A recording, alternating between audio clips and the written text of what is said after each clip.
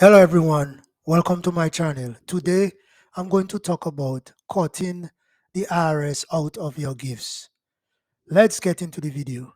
If you are financially well off, you may want to give money or property to family members or others you care about. If that is the case, there are some gift tax issues you should be aware of. Oh, yes, the government even taxes gifts if they are large enough.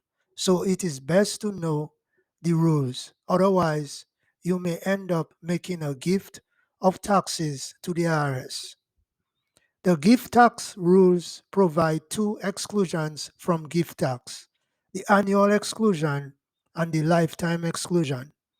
Annual exclusion: the annual exclusion is periodically adjusted for inflation and is currently 16,000 per individual. Thus, you can give 16,000 a year to as many individuals as you wish without any gift tax or gift tax return filing requirements. Lifetime exclusion. On top of the annual exclusion, there is a lifetime exclusion that is linked to the estate tax exclusion, which is also inflation adjusted, and for 2022 is 12,060,000. Thus, in addition to the 16,000 annual per donee exclusion, there is a 12.6 million exclusion that applies to the aggregate of all gifts more than the 16,000 per year per donee gives. There are complications to utilizing the lifetime exclusion.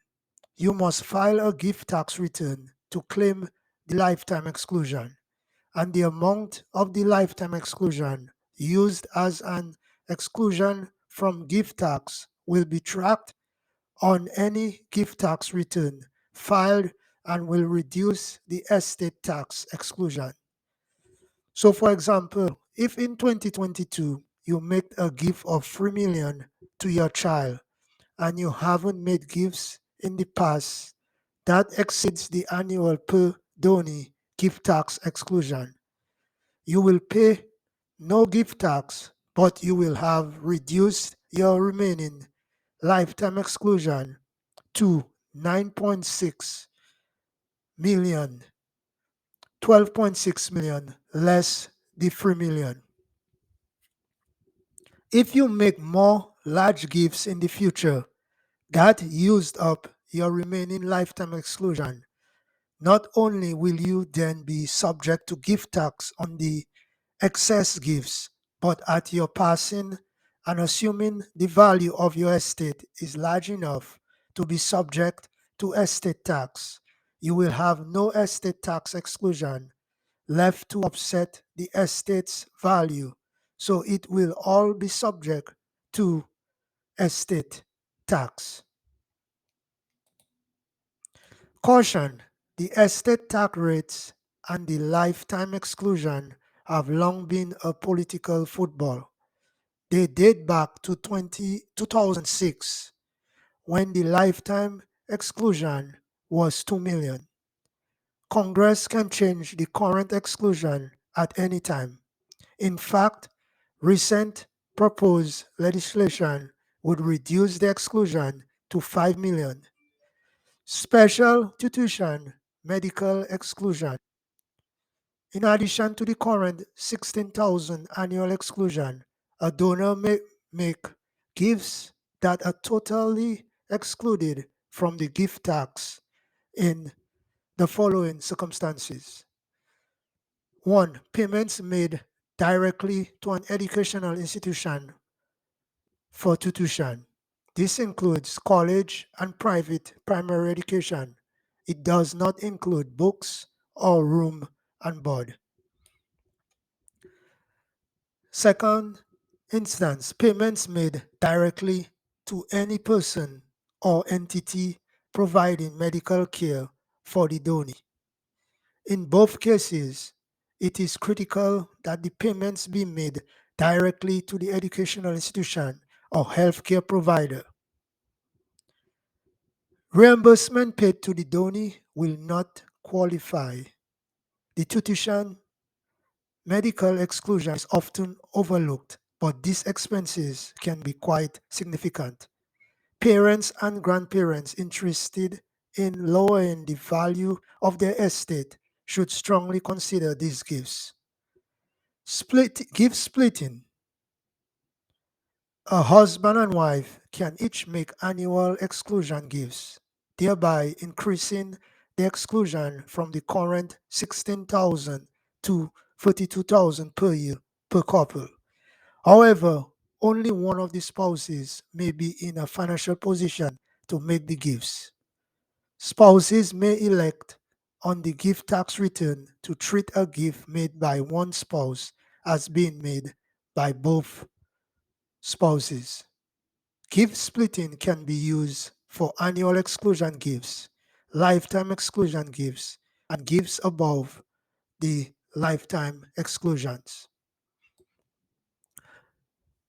For example, gift splitting. John and Jane are married and have 2 children. In a year when the annual exclusion limit is 16,000, they would like to exclude $64,000, which is 16,000 times 2 donors times 2 donees in gifts. Jane received a large inheritance some years back.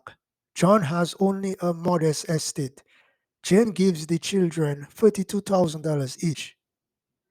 Then the couple elects to gift split so that $32,000 gift is treated as given one half by Jane and one half by John, or 16,000 each. The gifts all qualify for the annual exclusion, even if both spouses have sufficient resources to make gifts. Gift splitting is useful when the husband and wife have different estate planning goals. For residents of community property states, if community property is given, gift splitting is not necessary. Regardless of who holds the property's title or who makes the gift, the property is owned one half by each and is therefore given one half by each. Gifts of property. Gifts of property have some of their own circumstances to consider. For instance, where gifts are made of appreciated property, such as stocks or real estate, although the donor's gift is considered at the fair market value, for purposes of valuing the gift, the beneficiary of the gift assumes the donor's basis. As a result, the beneficiary of the gift is assuming any tax gain the donor would have had if he or she had sold the property instead of gifting it, and will have to include as income that gain when and if the gifted property is later sold. Although the fair market value or traded stocks is readily available, the same is not true of most other types of property, in which case a qualified appraisal will be needed to determine the value as of date of the gift. Finally, keep in mind that a beneficiary inheritance property at its fair market value at the date of the descendant's death, as opposed to assuming the descendant's basis, as happens in the case of the gift. If you are contemplating giving money or property to an individual, it may be appropriate to consult a tax professional. If you or your company needs help with preparing your tax return, feel free to contact me. My contact information is listed below in the description of the video. Thanks for watching this video, and do not forget to subscribe to my channel.